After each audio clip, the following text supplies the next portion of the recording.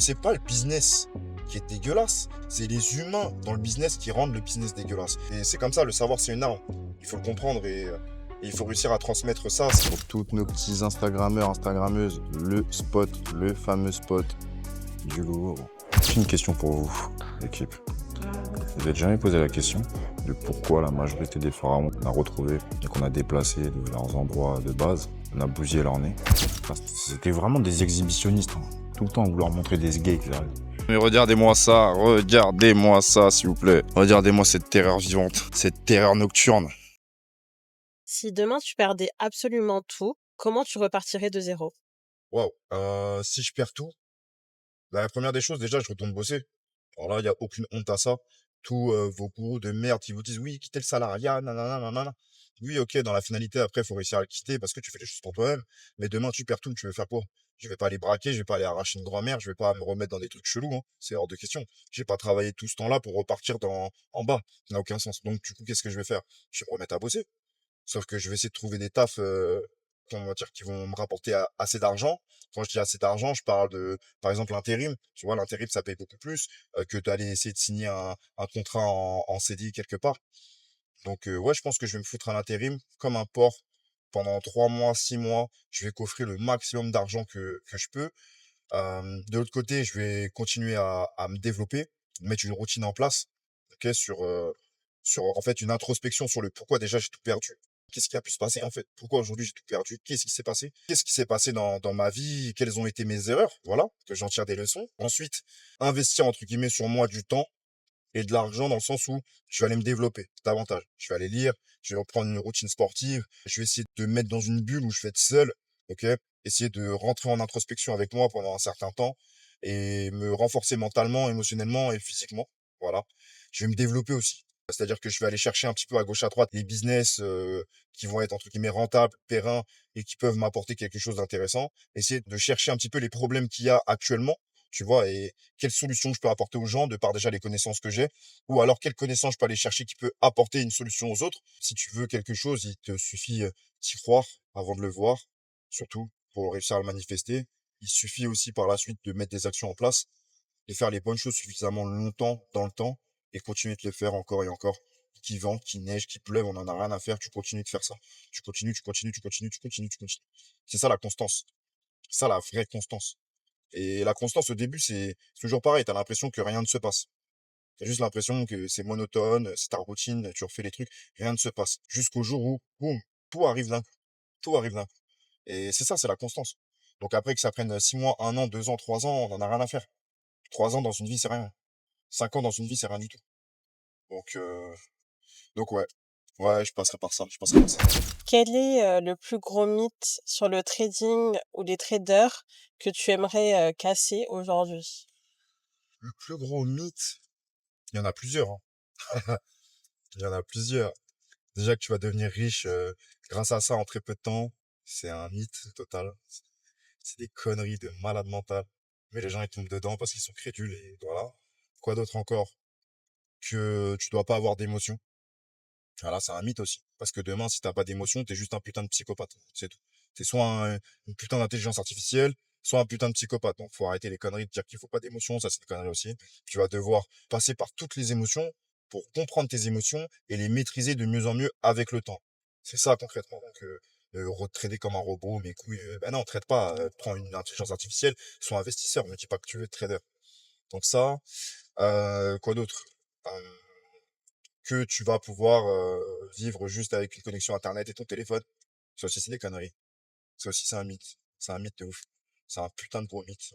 Non, faut arrêter. Il y a des moments, tu manges pas sur le marché. Pourquoi tu manges pas? Parce que t'as pas d'opportunité, poteau. T'as pas d'opportunité. Donc, vivre uniquement de ton trading, non. Parce qu'au bout d'un moment, quand t'as la compétence technique, t'arrives à te gérer émotionnellement, bah, en fait, il y a pas toutes les positions que tu prends. Donc, en fait, c'est chronophage. À un moment donné, ça devient chronophage. Et il y a des jours, tu ne manges pas. Il y a des semaines, tu ne manges pas. T'as pas d'opportunité. Donc, tu vas pas t'exposer sur le marché. Donc, tu ne fais rien. Donc, en fait, quand après, tu arrives réellement à être rentable et performant, le trading, ça devient chiant. Ça devient chiant, hein. Vraiment. T'as plus le même feu, le même truc. Parce que tu viens sur tes marchés, ça dure 2 minutes. Tu vois exactement si tu peux prendre, tu peux pas prendre. Voilà, tu peux pas prendre, tu fermes tes écrans, ça c'est fini. T'as plus rien à faire après. Tu vois, donc ça, pour moi, c'est un mythe. aussi, c'est une grosse connerie. Et ce qu'il faut réussir à comprendre là-dedans, c'est que, oui, tu vas réussir à vivre de ton trading, mais par la suite, l'argent que tu sors de ton trading, tu le réinvestis dans d'autres trucs et que tu arrives à développer d'autres business par la suite. Parce que sinon, en fait, ta vie, pue la merde, quoi. Si on est lundi, t'as pas d'opportunité, OK, tu fermes, mais après, tu fais quoi? T'as pas fait ton argent et en plus de ça, t'as rien à faire, tu fais quoi? Rien? Tu vas jouer à FIFA, frère? Bah non, tu vois? Pareil pour, mardi, il se passe la même chose, t'as pas d'opportunité, tu fais quoi? C'est comme là, en août, j'ai pris exactement une position. J'ai pris une position sur 20 jours de trading. Une putain de position. C'est j'allais dire ridicule, non, mais parce que le marché ne m'a pas donné d'opportunité. Alors que, par exemple, en juillet, en l'espace de moins de 7 jours, j'ai fait plus de 17%. Donc voilà, ça va, ça vient, c'est comme ça, c'est normal, c'est le marché. Tu vas pas t'exploser quand t'as pas d'opportunité. Si tu suis sincèrement ton plan, t'es carré, t'es régulier, c'est pas tous les jours que tu manges. Parce que c'est pas tous les jours que t'as le timing, c'est pas tous les jours que t'as les opportunités. Et ça, c'est une réalité que beaucoup ne veulent pas comprendre. Donc ça, après, quoi d'autre? Que tous les gens qui réussissent dans ce domaine sont des scammers, c'est faux. Les frères, faut arrêter aussi. Évidemment qu'il y en a beaucoup de scammers, ça c'est une réalité. Il y en a énormément de scammers. Et vous êtes les premiers à leur donner votre argent. Mais c'est faux. C'est pas que, il y a pas que des scammers ou il y a pas que des scammeuses. C'est faux. Mais ceux qui sont la majorité mis le plus en avant, oui, ils vous sont bernés. Et aussi, dire que l'affiliation, c'est un truc de scammer et tout. Non, c'est pas parce qu'il y a des scammers qui font de l'affli que c'est un truc de scammer. Il faut réussir à comprendre un truc. C'est que c'est pas le business qui est dégueulasse, c'est les humains dans le business qui rendent le business dégueulasse. Et c'est ça que les gens ils comprennent pas. C'est ça que les gens ils comprennent pas. Et la majorité des gens qui réfléchissent et qui réagissent de cette façon-là, c'est soit des gens, ils sont dans le domaine depuis X temps, leur vie elle a jamais changé. Soit c'est des gens qui ont fait que de se faire scammer. Soit c'est des gens, en fait, juste, ils parlent, ils ne savent pas, ils ne posent pas de questions réellement, ils vont pas s'informer, tout simplement.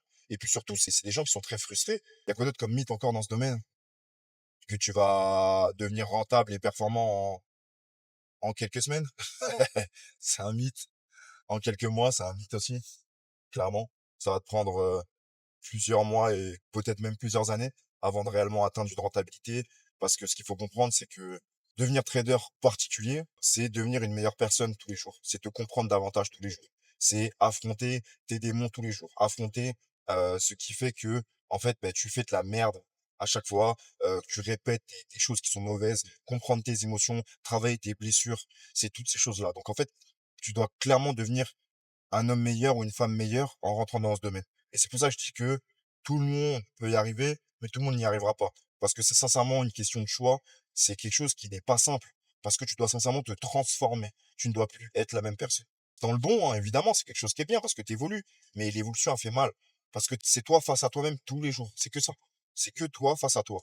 Donc, tout le monde peut le faire, mais tout le monde n'y arrivera pas. Ça, c'est clair, net et précis. Et la dernière chose, c'est la stratégie miracle. Oh les frères, arrêtez.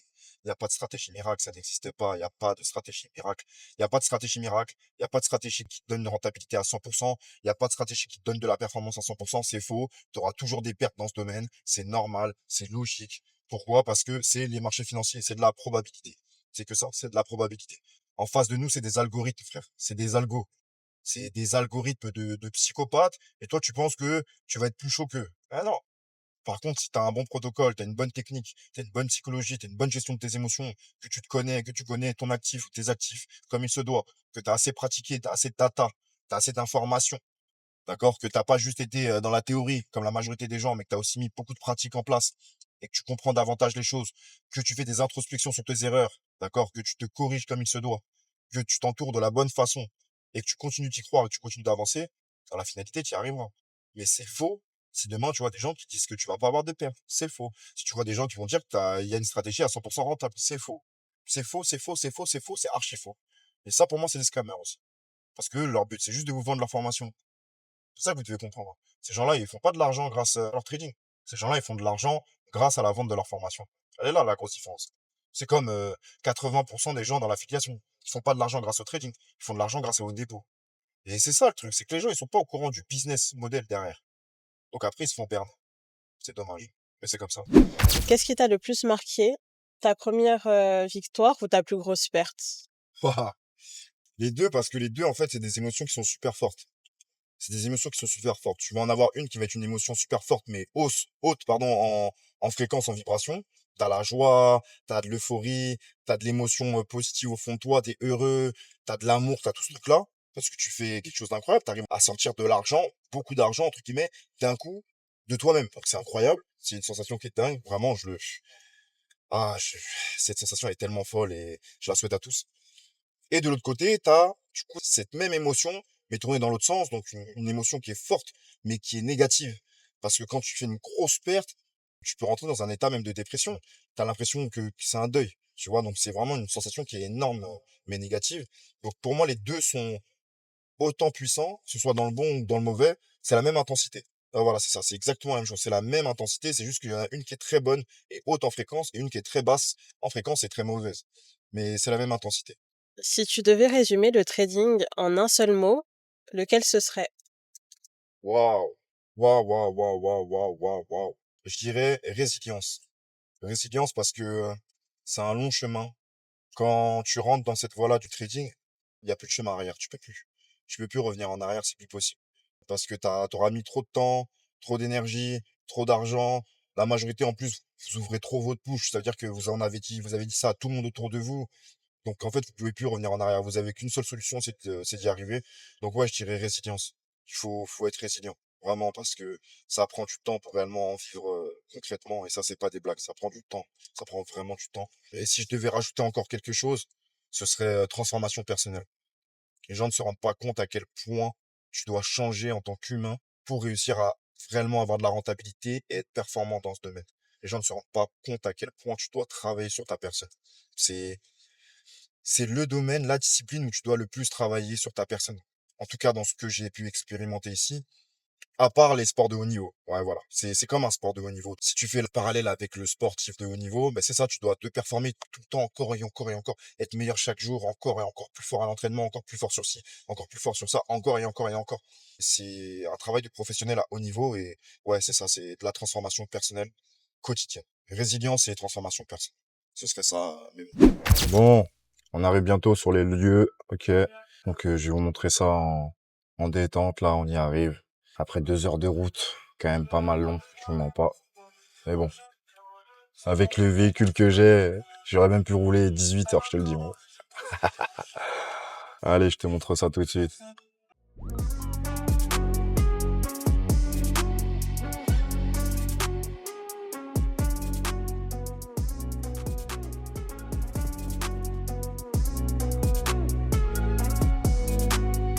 Donc bon, je vais me garer et on se retrouve tout à l'heure.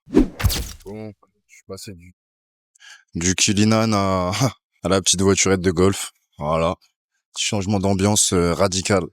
Mais plutôt pas mal en vrai. Plutôt sympa, plutôt agréable on va dire même. Un peu de vent, je pensais que j'allais marcher de fou malade. En fait, finalement le monsieur nous a pris gentiment avec sa petite voiturette. Donc plutôt sympa, plutôt cool. Fait beau, hein. Même plus que beau je dirais. Il fait super chaud. Et puis en plus de ça, vous voyez votre gars il s'habille tout en noir. Je sais pas pourquoi j'ai fait ça. Et voilà, je suis là en fou noir. Arrivé au musée. Bon, voilà où on est. Je pense que vous avez capté. Hein.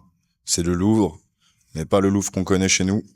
Le Louvre ici, à Abu Dhabi. Donc là, je vous le montre juste en mode miniature architecture. Et après, je vous le montrerai en grandeur nature. Et voilà, on vient tout juste d'arriver. Alors là, va falloir m'expliquer, c'est le premier truc qu'on tombe. Alors là, on va dire, je pense que ça va être quelque chose qui va être lié au christianisme. Juste après, non, c'est pas ça. C'est les figures de maternité. Ah, les figures de maternité, ok, ouais, mais je suis désolé, mais ça, c'est Marie, du coup. Oui, mais quand Voilà, tu donc vois c'est du ensuite les christianisme. autres sculptures, tu vois qu'ils portent chacun un enfant. Ouais, bien sûr. Mais j'allais dire que c'est du coup différentes religions. Là, on a le christianisme, juste ici. Là, on va avoir tout ce qui va être au niveau des Égyptiens. Et là, on a l'impression que c'est une culture du coup africaine. Si je dis pas de bêtises. Ouais. Du coup, ouais, les figures de maternité, c'est ça. C'est vrai que la maman, elle a sa place trop importante. Hein. Beaucoup trop importante dans la vie de tout le monde. Et ouais, comme on le dit, hein, sous les pieds des mamans, c'est le paradis, les gars. Prenez soin de votre mère, si vous l'avez encore. De toutes vos mamans et toutes les mamans qui existent en réalité. C'est beau ce qu'il a écrit. C'est trop important. Qu'est-ce qu'il y a écrit? Alors. Ces trois mères à l'enfant sont les témoins symboliques du lien maternel, de l'amour inconditionnel, de la naissance et de la vie, indépendamment du lieu, de la date de leur production, du message spécifique que chacune délivre à son époque ou de leurs diverses significations. Figures mythologiques, symboliques de fertilité ou icônes religieuses, les représentations de la maternité sont un phénomène immémorial qui traverse les cultures. Mais ouais, les mamans. Gros bisous à toi maman si tu regardes la vidéo. Gros bisous à toutes mes mamans. Pas vraiment skié au sol. J'essaie de comprendre. Versailles, Londres, Napoli. Je sais pas réellement ce que c'est. Washington. Fidji. Vienne. Sèvres. Pise. Madrid. Abu Dhabi.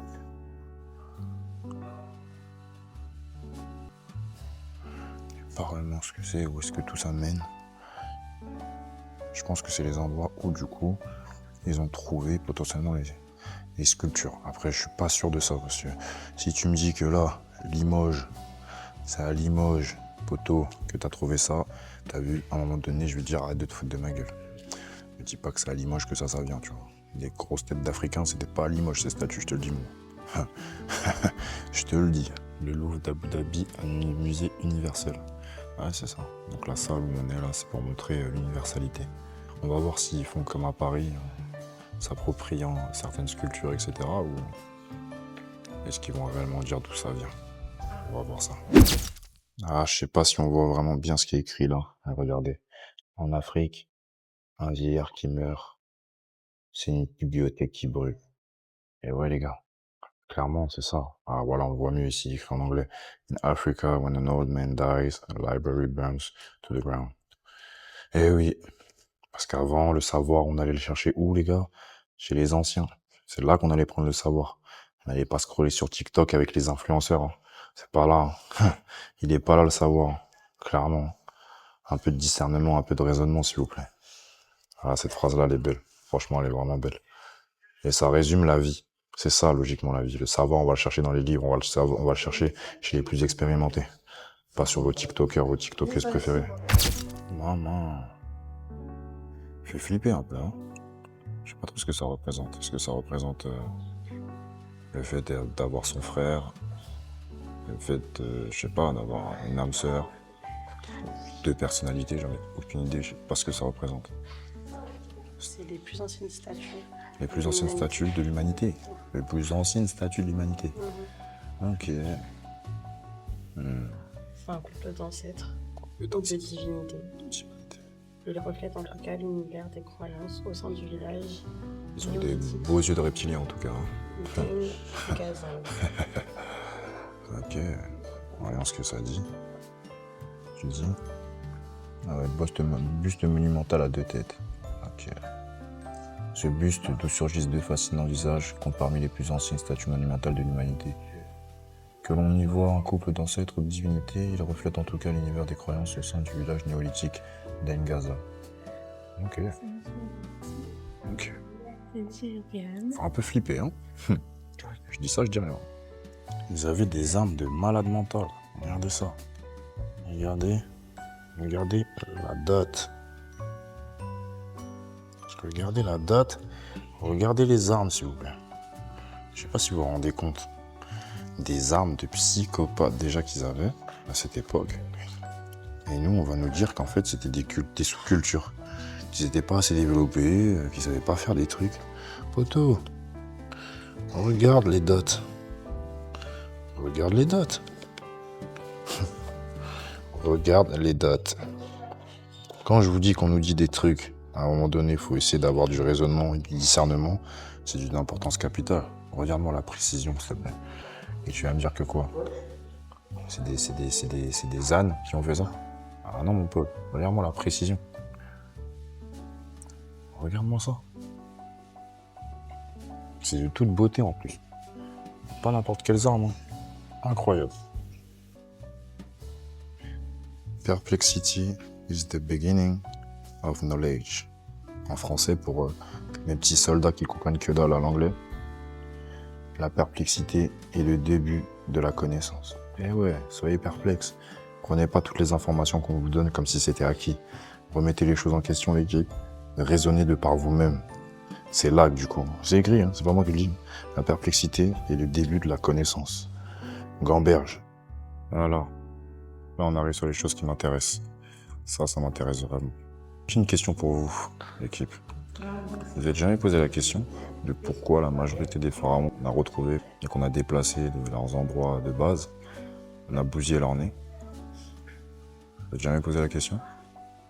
Je sais pas si vous pouvez le voir. Son gros nez épaté comme le mien, il a été éclaté, bousillé. Posez-vous des questions. Demandez-vous pourquoi. Demandez-vous pourquoi. Pourquoi du coup? On a fait comme si en fait, on ne voulait pas montrer du coup leur crème hygroïde. Posez-vous des questions. Ramsès II est représenté dans l'attitude conventionnelle propre à sa fonction de pharaon. Aussi sur un trône couvert d'inscriptions à son nom. Sa tête est couverte d'une émesse, coffre royal, au cobra, et cidré. Il porte en menton une barre de postiche attribuée que l'on retrouve chez les dieux. Ah ouais les gars, posez-vous les bonnes questions. Parce que ça c'est quand même trop flagrant. Vraiment trop flagrant. Donc, ici, on a la tête de fève. Regardez ce qu'ils font. Franchement, ça c'est des trucs de fou. Alors ça c'est la tête de fève, ok. Vous voyez, une bonne tête comme il faut. Et là, normalement c'est la tête d'un Nigérien. Attendez, je sais pas si on voit. Ça là, c'est la tête d'un Nigérien. Ça là. Wesh les frères, abusez pas. Je veux bien, je veux bien, tu dis des trucs, tout. Ok, mais frérot, abuse pas, regardez. Ça c'est la tête de fève, donc du coup quand il était jeune. Et ça, il écrit quoi? Head of a man, tête d'homme. Niger. Wesh.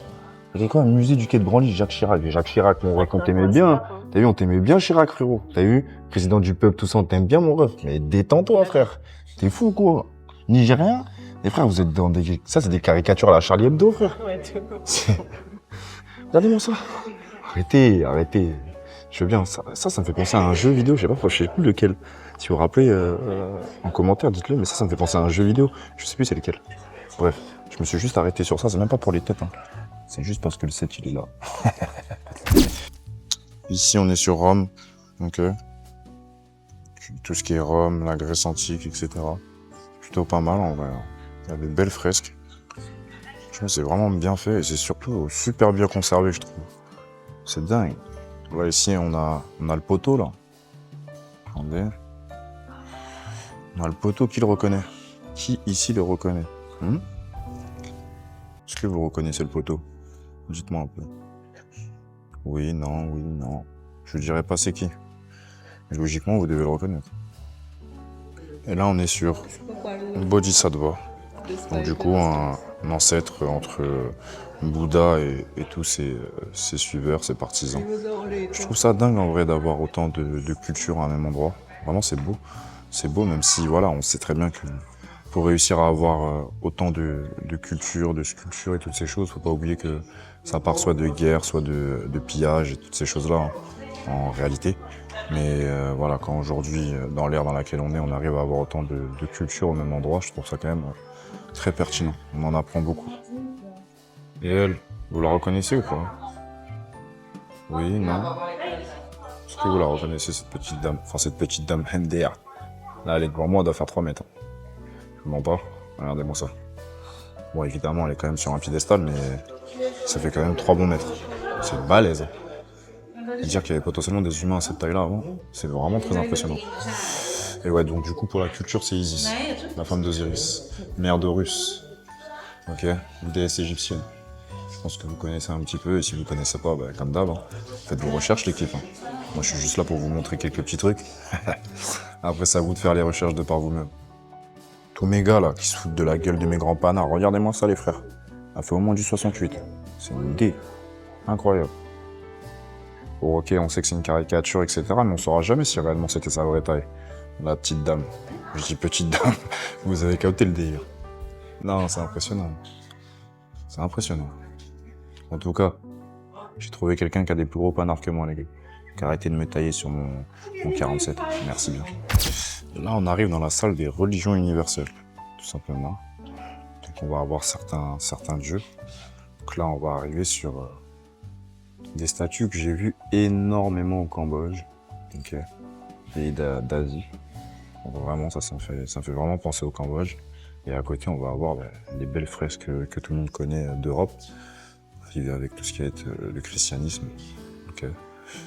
Vraiment, c'est magnifique. Hein. À ce niveau-là, il n'y a rien à dire, c'est vraiment magnifique. Et les couleurs, en plus, pour un daltonien, hein, c'est une explosion de couleurs dans la tête. Vraiment, c'est super. Et je pense que c'est toujours pareil avec les rayons de soleil, la lumière qui passe à travers, il y a quelque chose d'incroyable qui doit se produire. Vraiment très très beau. Là, on va avoir le fragment d'une plaque directement en forme de mirabe. Juste magnifique quand vous voyez ça. Et si vous remarquez bien, bon, il y aura des personnes sur la vidéo, mais c'est pas très grave. Regardez juste en face qu'on a. Ok. Regardez la représentation. Je trouve ça dingue d'avoir toutes ces religions qui en réalité se font la guerre, hein, finalement, se détruisent pour savoir quel est le meilleur Dieu, quelle est la meilleure croyance, etc. Aujourd'hui, là, dans un endroit comme celui-ci, être réellement directement au même endroit. C'est vraiment très intéressant. C'est vraiment très intéressant ce choc entre guillemets culturel et au-delà de ça, réellement religieux. Je trouve ça beau. Je trouve ça beau. Faites l'amour, pas la guerre, c'est important, vraiment. Faites l'amour, pas la guerre, pas la paix. Enfin, pas la paix, je me comprends. Pour avoir la paix, il faut faire la guerre, c'est vrai. Parce qu'il y a des méchants partout, mais à un moment donné, il faut arrêter.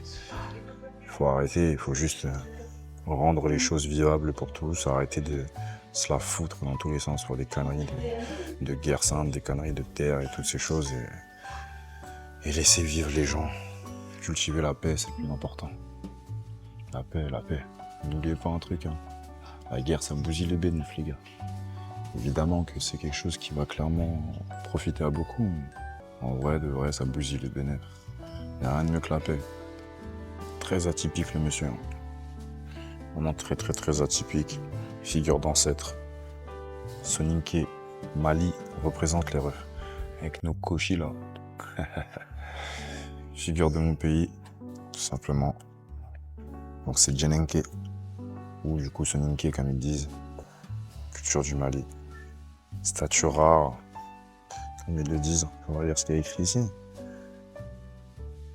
Cette statue rare, par son ancienneté, est dotée d'un pendentif et de bracelets. Elle représente probablement la figure d'un ancêtre divinisé et présente des attributs à la fois féminins et masculins, un type de présentation repris plus tard par les peuples de l'U. Excellent.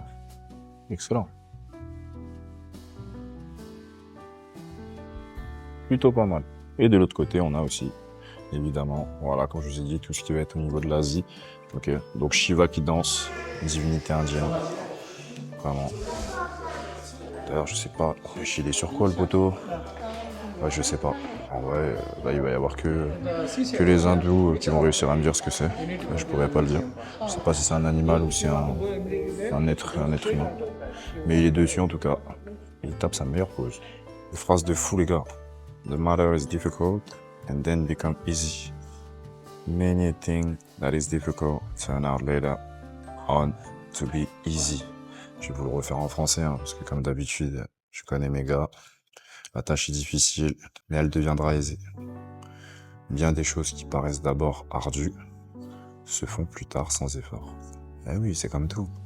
C'est comme tout, les gars. C'est comme tout.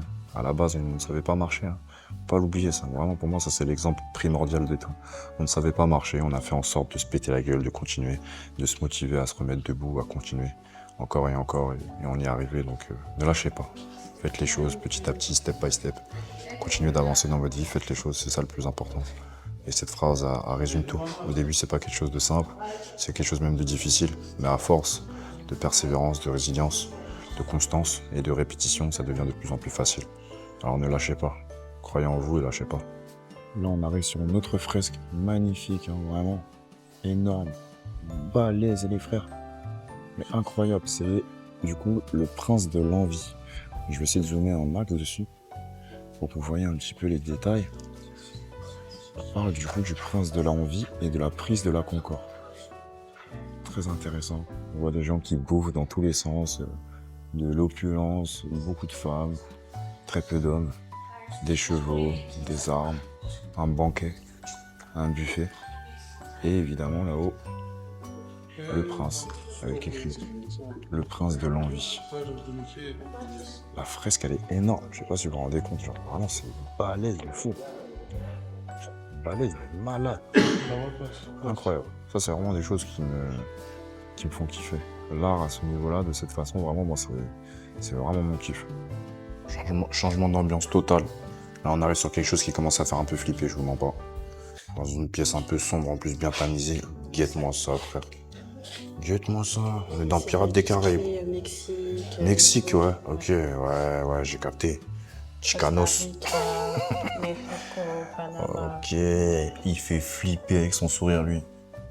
La tête. Ah ouais, ceux-là, franchement, je sais pas c'est quelle divinité, mais en tout cas, celle-là, là, c'est tombé, il tire la langue un peu. Incroyable, ils ont vraiment fait les 4 coins du monde pour pouvoir récupérer tous ces artefacts. Ici, on a des serpents. Il est super stylé, par contre, le bol. Il est vraiment très stylé. Je sais pas du coup ce que ça dit. On va la regarder ensemble. Qu'est-ce que c'est du coup? Le bol, c'est coupe à piédestal à décor zoomorphe. Et ben c'est la première fois que je viens d'apprendre un mot.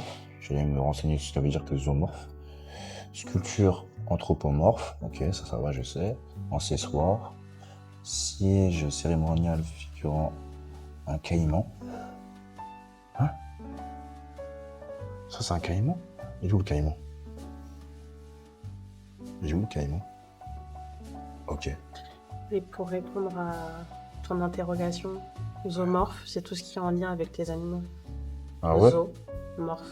Ouais, ben j'ai ce truc de tout ce qui va être zoologiste, etc. Mais zoomorphe, je sais pas, parce que morphe, tu vois, Morphologie. oui, je sais, morphologie, métamorphe, etc. De forme, du coup, animale, potentiellement. Je vais regarder la définition exacte. J'aime beaucoup, en tout cas. Ça, c'est un truc que je pourrais avoir chez moi, clairement. Vraiment, j'aime bien. Du coup, parce que voilà, c'est bien beau de parler, mais le but, c'est de faire des recherches, les gars. Zoomorphe, du coup, définition proposée, qui représente des animaux. Exactement, décoration zoomorphe. Ben voilà, on dormira plus intelligent ce soir. Carré.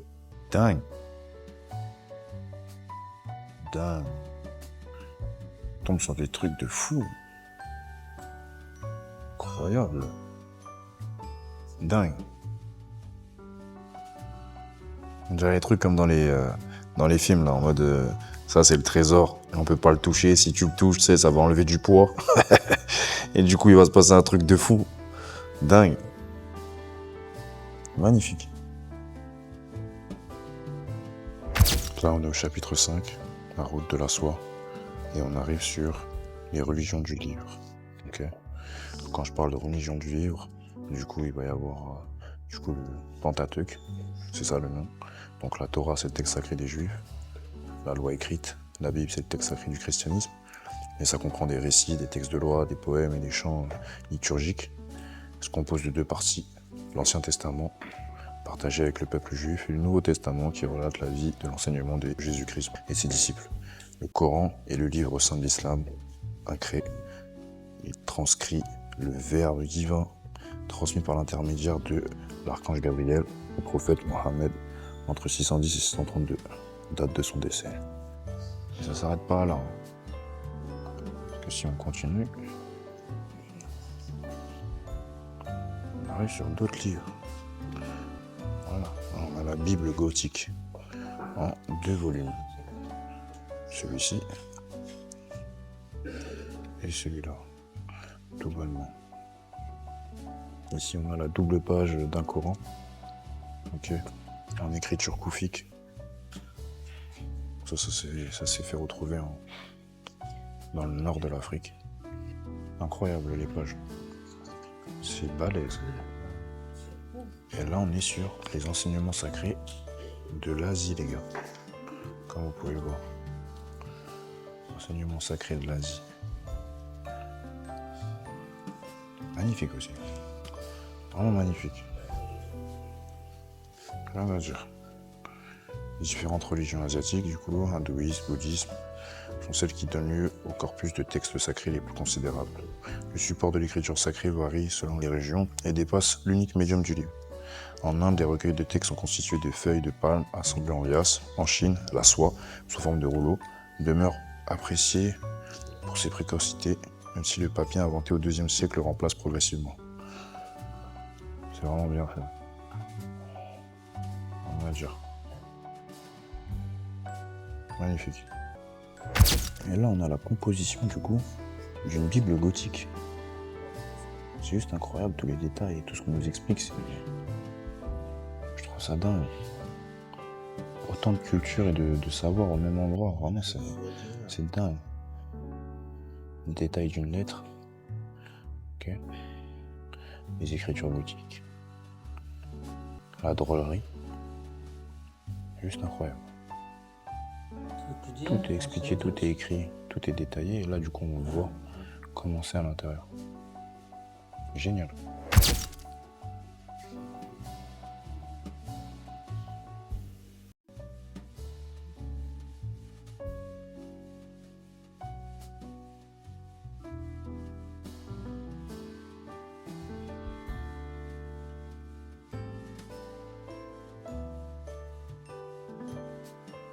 Dingue.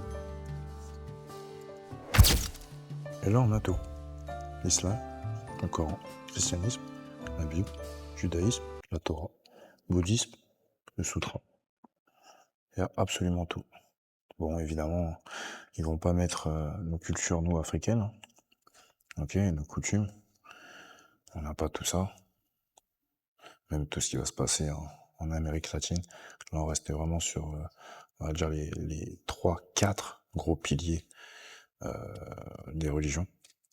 Islam, christianisme, judaïsme et bouddhisme. Elle a été sympa cette petite salle. Vraiment top. J'ai bien apprécié. Regardez-moi ça. Then, make passion imitation your habits.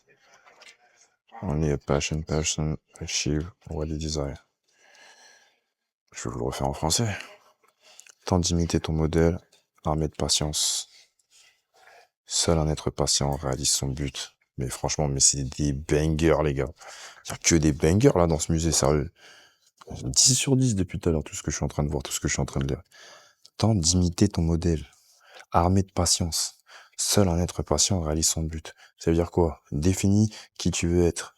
Regarde qui est déjà là où tu veux. Imite-le, en restant toi-même. Arme-toi de patience. Pourquoi? Parce que seul un être patient réalise son but. Eh ouais les gars, on peut tous y arriver. Je vous le dis, je vous le répète, on peut tous y arriver. Il suffit d'être patient et de faire les choses pas à pas, mais d'avoir un but précis, et ensuite de cultiver un désir ardent pour ce but-là et de continuer à faire les choses encore et encore et encore et encore et encore, sans relâche. Sans relâche les refs, sans putain de relâche. Non, mais franchement, magnifique. Je pensais même pas vous faire un peu de mindset sur cette vidéo. En fait, le mindset arrive à moi. Que dire de plus, sérieux? Incroyable. Donc voilà, on arrive à la moitié déjà du musée. Numéro 7, on y arrive bientôt. Regardez, c'est quoi?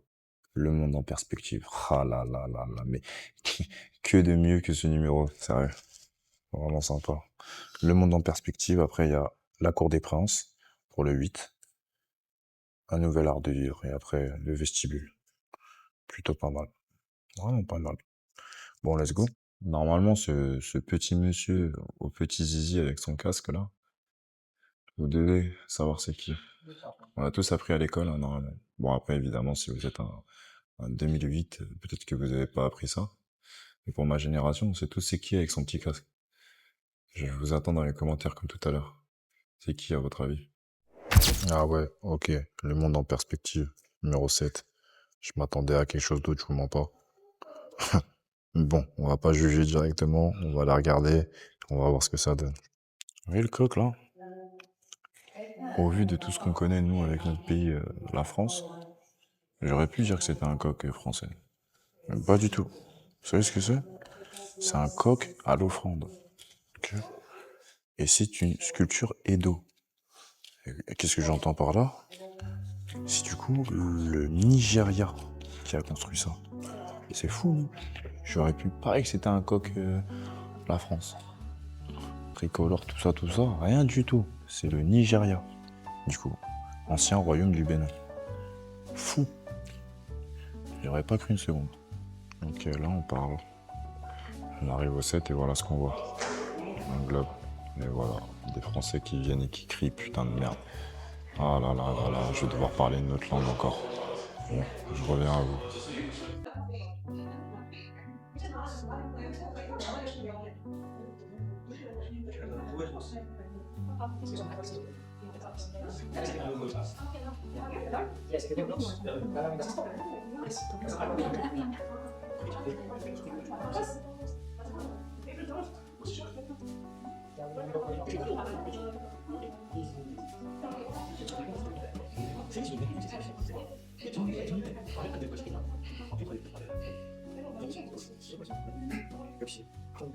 Changement d'ambiance total. Là, on arrive sur quelque chose. Nos bons vieux vikings, nos bons vieux européens. Oh mon gars, tu vois ça en face de toi, mais c'était gang, hein, frérot. C'était gang de fou. Ils étaient là pour abattre. En vrai, ils font flipper. Tu voyais ça à l'époque, une armée de 100, 200, 300, 1000 hommes comme ça. Waouh. Très impressionnant. En plus, je parle des Européens, alors que je pense que ça doit être des Perses ou des Ottomans. Parce que c'est pas les mêmes broderies. Laisse tomber. C'est impressionnant. Impressionnant. Avec évidemment toutes les armes qui vont avec. Hein. Magnifique. Tu peux regarder les couteaux. Ou les poignards, plus je dirais. C'est incroyable. Celui-là, il est dingue. Le détail qu'il y a dessus, c'est dommage. Je sais pas si je peux zoomer plus que ça. Ouais, super. Regardez. C'est dague de malade. C'est magnifique. Bon, ouais, je suis peut-être toqué un peu, j'aime beaucoup les armes, c'est vrai. J'aime beaucoup ça, mais comme je vous ai dit, on fait pas l'apologie de la violence ici. C'est pas le but. Mais avoir certaines informations. Regardez-moi ça. C'est incroyable. Un couple là, comme aux Antilles, ça. Mais c'est quoi ces armes de barbares, frère? Celui-là, il est magnifique. Celui-là, il est magnifique. Il est tout petit, pointilleux, élégant. Rien à dire. Ah ouais, des bails de terroristes, y'a rien à dire. Tomber sur ça, mon pote. Tu m'étonnes qu'après on a inventé les armes à feu. T'es fou, toi, quoi. Bien sûr, frérot. Tu vois un grand mec qui vient sur son cheval, il a des trucs comme ça. Laisse-moi te tirer dessus, t'es fou, toi, quoi. Laisse-moi te tirer dessus, c'est mieux. Et là, on rentre directement dans un cabinet. Un cabinet d'amateurs. Regardez-moi comment c'était à l'époque. Incroyable. Incroyable. Vraiment dingue. Je sais pas si vous entendez la petite musique baroque à l'arrière.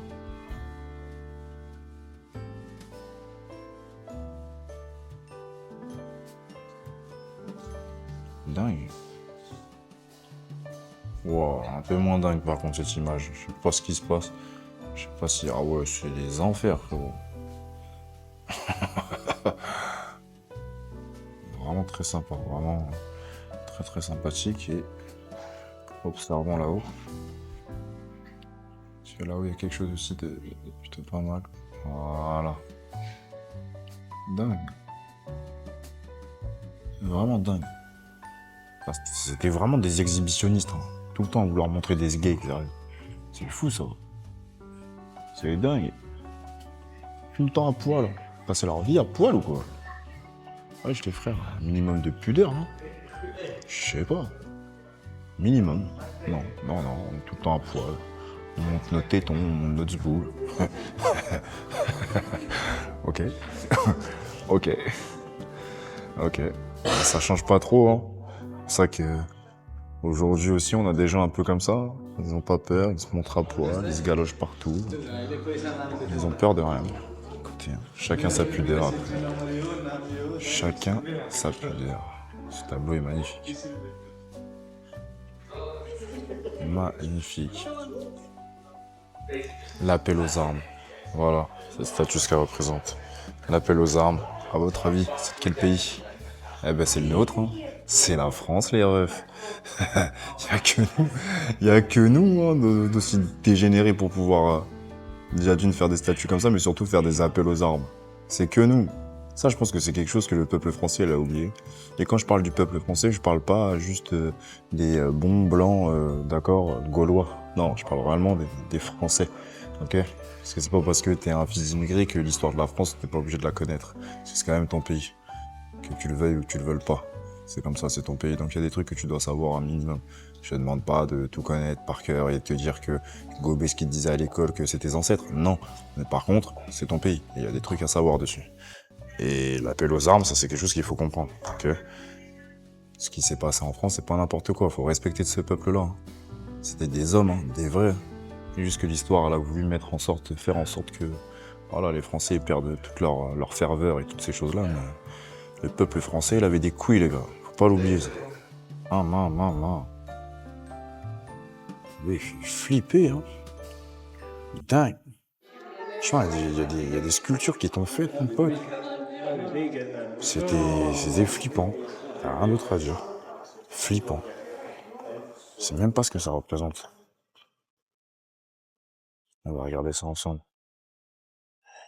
Alors, qu'est-ce que ça représente?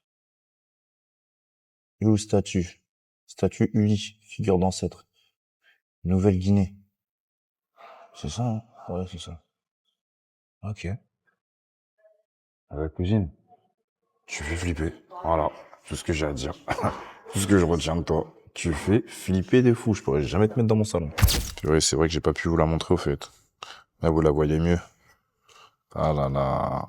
Oh là là là là là là. Non mais sérieux, purée. Que dire? Que dire? J'aimerais dire que j'adore, mais on adore que Dieu, hein. Ah là là là là. Elle a un petit peu tacheté à ce niveau-là. Et ça, c'est pas très grave. Le plus important, c'est ça, les gars. C'est ça. Le plaisir le plus noble est la joie de comprendre. Le pleasure... Non, c'est quoi? The noblest pleasure is the joy of understanding. Toujours pareil. C'est vraiment ça. Le plaisir le plus noble est la joie de comprendre. Les gars, on en revient toujours à la même chose, putain. Développez-vous, apprenez de nouvelles choses. Le savoir, c'est une arme. Mais c'est une arme que s'il est compris, appliqué et maîtrisé. C'est ça, le truc. Développez-vous, l'équipe.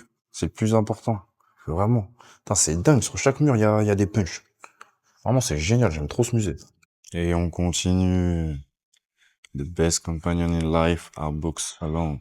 Seuls les livres sont les meilleurs compagnons dans la vie. Ah, ça y est, c'est bon. Hein. Je pense que je vous en ai dit assez. Vous en avez lu assez en réalité. Ok? Ça sert à rien que je m'explique sur ça. Hein. Tout est écrit là. Ça revient Une espèce de gros déchet. Je sais pas vraiment ce que c'est. Mais... Vous allez sûrement me prendre pour un ouf. Mais ça là, ce type de salle, j'aime trop. Grave grande, grave aérée. Avec quasiment les mêmes dessins. Même si attention, je suis pas dans dans ce genre de truc de oui, c'est de l'art, truc, non frère. Ouais. Tu fais des gribouillis sur des grands trucs. Enfin voilà, ok. On peut tous le faire, mais c'est la disposition surtout de la salle. Et les choses qu'il y a dedans, comment c'est épuré, et surtout le fait qu'on revoit les mêmes quasiment dessins au même truc. Là, on est dans la mémoire des signes, ok? C'est ça qui est écrit. La mémoire des signes, 12e chapitre. Donc ouais, non, j'aime bien. C'est des trucs vraiment assez particuliers. De beaux gribouillis, mais... Enfin, je sais pas. Je trouve ça beau dans le sens où c'est bien disposé, c'est grand, c'est bleu sur du blanc. C'est vachement top. J'aime bien. J'aime bien. Vraiment très esthétique. Très esthétique. On sort tout droit du coup de l'activité VR. Ok. Du coup dans le musée. Ça dure 25 minutes. Ouais, c'était juste incroyable. Ça te fait un voyage dans le temps. Donc tu retournes dans la Grèce antique. Tu retournes voir les Vikings ainsi que toute la communauté asiatique à l'époque. Tu repars en croisade. Tu pars aussi après dans l'espace. Franchement, c'était juste incroyable. Vraiment rien à dire. Plus de ça, comme d'habitude, vous connaissez votre boug, hein, vous commencez à le comprendre. Hein, encore et toujours.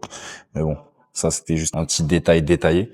En tout cas, ouais, franchement, c'était une expérience incroyable que je conseillerais à beaucoup. Si vous venez au Louvre d'Abu Dhabi, faites l'expérience VR. Bye bye, thanks. Faites vraiment l'expérience VR parce qu'elle est vachement top. Moi, c'est pas la première fois que je fais de la VR, mais en tout cas de cette façon-là. Et là, franchement, partir dans l'espace, repartir même visiter certaines cultures, etc.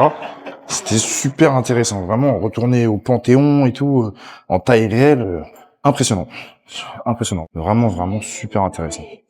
C'était vachement cool. Du coup, comme je vous disais, voilà. Voilà exactement comment que ça se passe. Vous voyez, vous êtes dans ces espaces-là. Et en fait, c'est là-dedans, du coup, avec les casques, évidemment, que vous avez. Le casque que vous allez trouver, du coup, juste ici. Est-ce que je peux zoomer dessus un peu? Ouais. Bon, on les voit pas bien, mais là, du coup, tu prends ton casque. Tu te postiches comme ça, normal. Et en fait, après, tu es là-dedans. Donc, du coup, dans les différents espaces, tout simplement. Juste incroyable. Vraiment, rien à dire. Vraiment, vraiment incroyable.